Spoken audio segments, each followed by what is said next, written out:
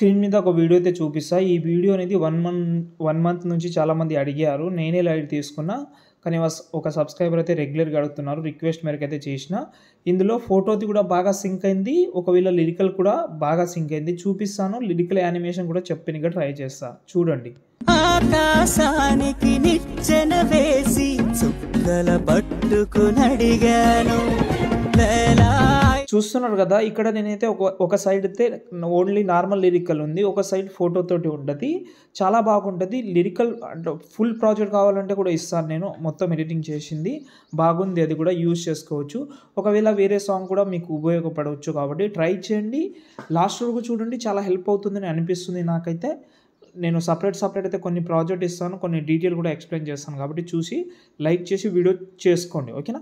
ఇప్పుడైతే నేను first alert motion app అయితే ఓపెన్ చేసి ఇక్కడైతే చూసుకుంటే మీరు చూస్తున్నారు కదా! నేనైతే అలర్ట్ మోషన్ ఒక ఫాంట్ అయితే యూజ్ చేసిన. ఈ వీడియో కింద అయితే ఉంటది. మాక్సిమం అందరూ ప్రీసెట్ యూజ్ చేయండి.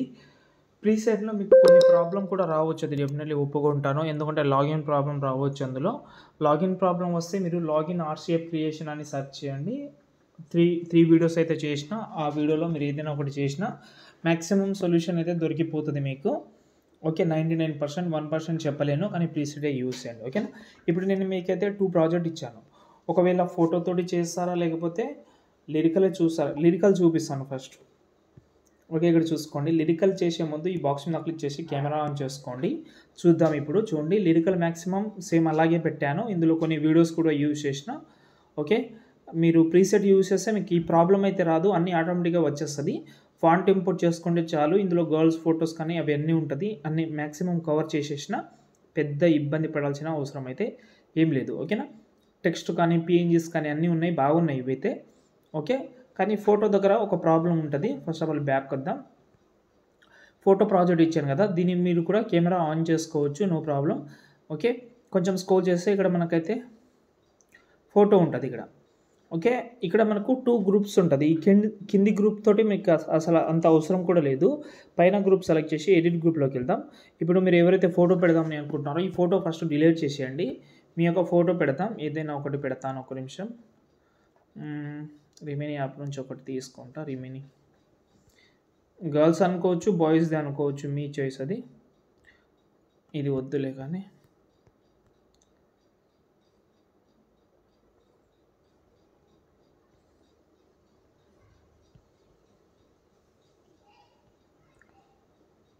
ఓకే. ఈ ఫోటో పెడుతున్నాను. దీని కిందికి అయితే పెడుతున్నాను.